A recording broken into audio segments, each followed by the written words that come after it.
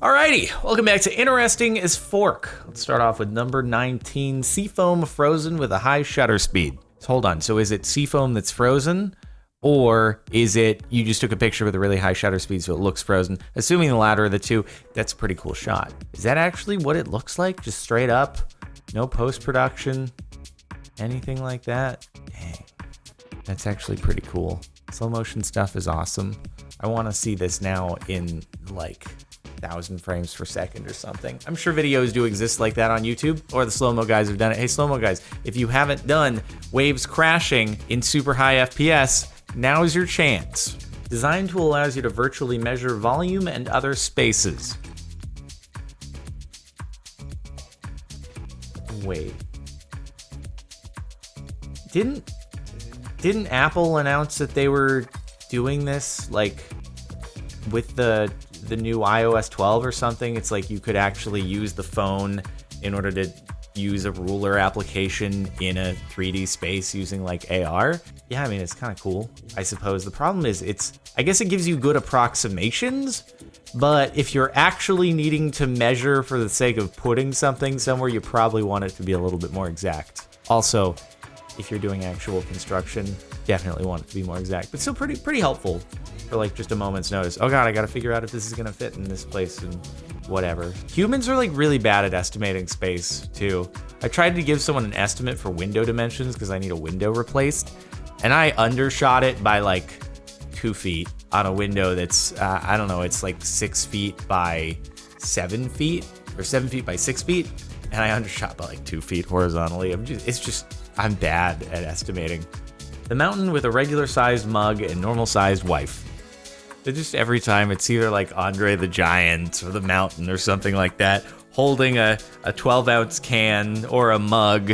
And it's like, it looks like one of those half-size cans in my hand, except it's normal sized. And yeah, I guess that's what happens when you're like, almost 7 feet tall and weigh like 400 plus pounds. It'd be bizarre to be able to weigh 400 plus pounds, but also like look like you have regular-ish bodybuilder proportions for someone at your height. How do you even sit in a chair at that rate? Like, what do you do? Just all aspects of your life would be made so difficult.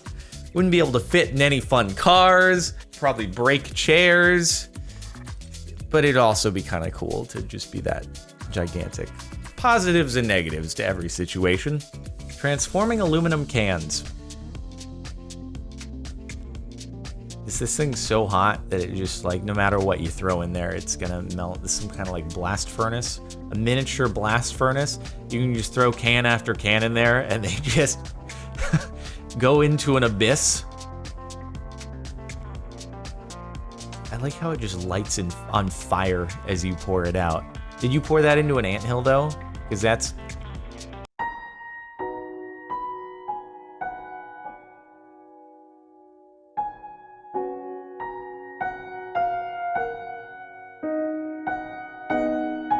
How did they make the sand that... Okay, I guess they must have stuck a plastic sword into the sand and then covered it all up.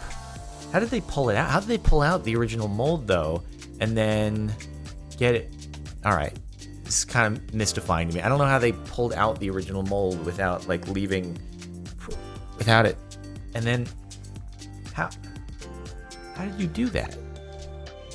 All right, I don't know how they did that, honestly, but that's pretty cool. I just don't know how they got the upper, whatever. This is an Auntie Wolf heck collar? What the heck's a heck collar? The purpose of this collar is to protect the dog wearing it when and if it has to fight wolves. The collar base protects the dog's throat and carotid arteries, while the spikes are intended to deter bites to the neck or even injure wolves trying to do so. A heck collar, huh?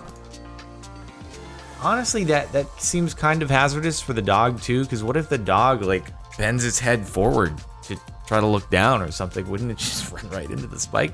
I would assume that the people who designed this thought about that scenario. I would just be horrified about this. Like, what if you have this on a dog that's just a really happy, friendly dog, and it's really excited to see you, and it runs to you really quickly, and it's about to jump on you, and it has a death trap around its neck, and you're like, what do? You start running away. The dog starts chasing you because it thinks you're playing, and it's like it turns this happy, excited, friendly dog into a death machine that you're like, what do you do? Oh God, I guess you have to put this on a dog that you're never gonna interact with ever because it's terrifying. Especially this one. That one's a little less crazy, but this is like some kind of medieval torture device looking thing. Demonetized. Rocks on Lake Baikal get heated from the sunlight every now and then and melt the ice beneath. After the sun is gone, the ice turns solid again, thus creating a small stand for the rock above. It's called the Baikal Zen. How does that work? Okay, so I guess the sun, it heats the edges of the rock first, and then therefore it starts to melt the ice beneath it, but the part that's like most insulated doesn't heat, and so the ice stays solid under that part, but the rest around, how did it melt down to there? Oh, I guess it's probably from the water pooling around it, and then it keeps melting down, and then, dang, that's really cool. That seems like something that you could do a nice one of like tilt shift effects on, and you could make it look like it's actually a gigantic formation, even though it's just like a pebble. That's pretty cool. Lake Baikal is like the world's largest and oldest freshwater lake, right, in Russia, something like that. And it's pretty cool to look at photos of. Maybe go there at some point, find one of these in real life. Chicago is so cold that the railroad tracks need to be on fire to keep the trains moving. Crews set fire to commuter rail tracks to keep trains moving in deep freeze. How do you... I mean, do you have to set all of it on fire, though? Because it looks like in between those fires, there's still some pretty cold railroad tracks. Or do you light those on fire, and then when the train comes by, it just spreads it further down the track, and it just kind of helps the whole thing out. I'm sure whatever engineer devised this plan knows what they're doing. I mean, you just pour fuel over the tracks and then light it on fire, and you're like, all right, this is solving things. Now the trains get to drive through fire. That would actually be pretty cool to watch, just a train zooming by. I wonder if they let the trains go while the fire is on. That'd be cool to get some slow-mo video of. A U.S. numbered highway system in numerical order.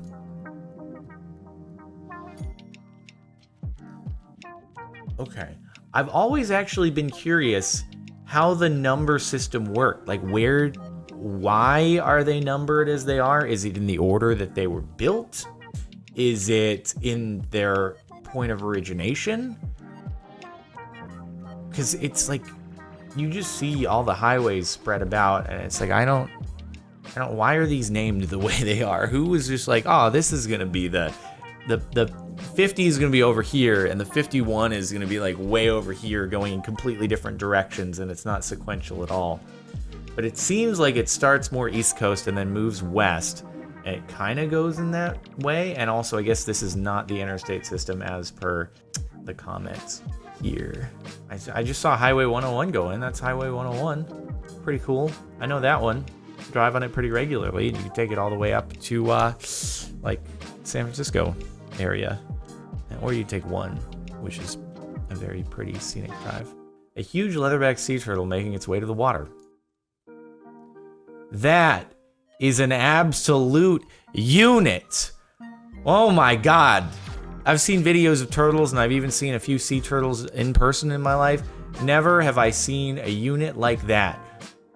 Why is the dude behind it just like touching its tail ever so slightly? Does that encourage it to move forward? It's like, I don't like this part of me touched. I gotta keep going forward. Can you stop it? Stop touching my little tailbone extension. I'm over it. That's crazy though. It almost doesn't look like it has a super distinct shell on it. It's like the shell and its skin tone are kind of blended together. Look at that. Look at the chin though when it breathes in. God, that thing is a unit. Probably not supposed to be out of water, or maybe just laid its eggs. That's probably what's going on there. And then you're gonna have a bunch of little miniature units. A decaying great white shark left to rot at an abandoned wildlife park in Melbourne. To clarify, it wasn't abandoned to die. The shark had been dead a long time and is now very poorly preserved in a tank of formaldehyde. Okay, that sounds a lot better than the title was. Man, I was like, so they just were like, oh, I guess we're not getting enough visitors. See you later, animals. Have a good one. Hopefully you survive. It's like, no, they're definitely not. It looks like a creepy sunken ship, honestly. It's kind of interchangeable either way. Ghost shark. What would you do if you were swimming around in the water in the ocean or something and you run into that? Oh my God. You would never go swim. Like, forget Jaws. That is 10 times worse. This is what an oasis in Libya looks like. They're real after all. I've never really seen one, actually.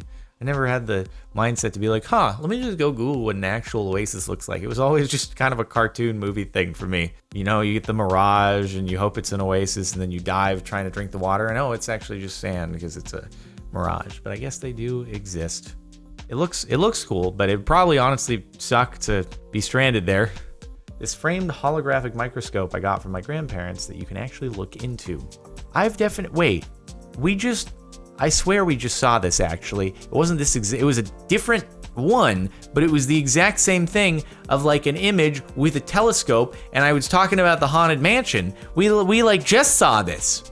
Apparently these are becoming all the rage these days. To have a hologram with either a telescope or a microscope that you can look through, but same application. I bet these are even made by the same exact company that made the last one. One step closer to building a real-life Iron Man. We'll turn the volume off because it's loud. Did you say warning volume on a GIF? All right, you jokesters. All right, that's actually pretty cool. The problem is I feel like in order to be a real life Iron Man, you need to have your arms freed up. You can't just, you know, you'd have to have the jets coming out of the feet. Otherwise, how are you supposed to throw out the projectiles and stuff? He's gotta kick up his legs in the front of him in order to fire his blasters and stuff. They're actually on his feet because you need the control with your arms.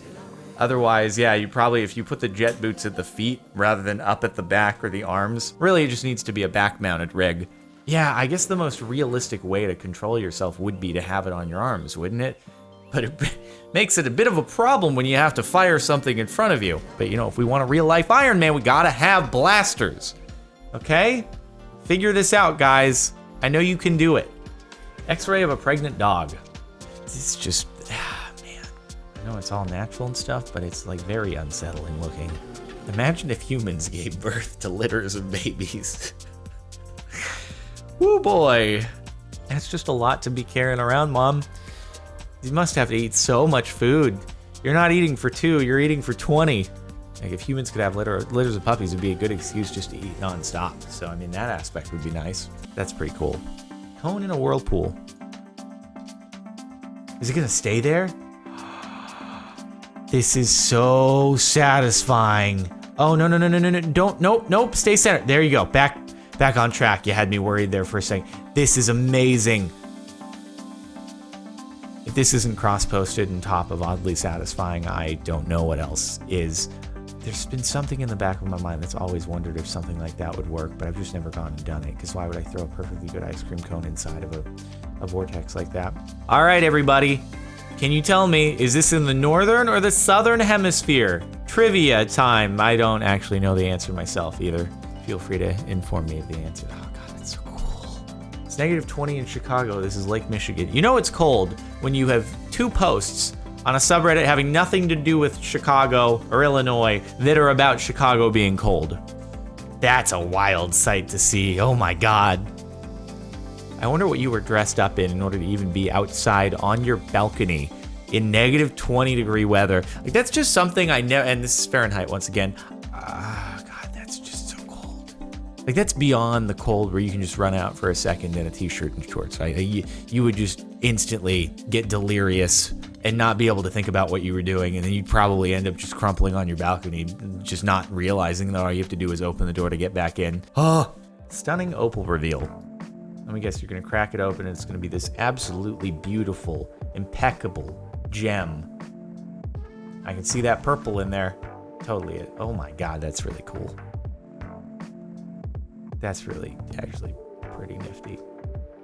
See, why do people get so excited about diamonds that are just a clear bunch of carbon?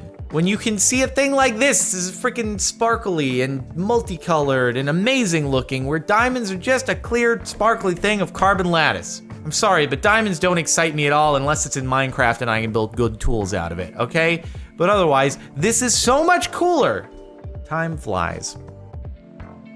Oh God, I saw this one and I was sad after seeing it, and now I'm gonna be sad again. Just because it's like, oh, well, now I'm old. Now they're old. I mean, incredible work by the artist here. I don't know how you did it, but alright.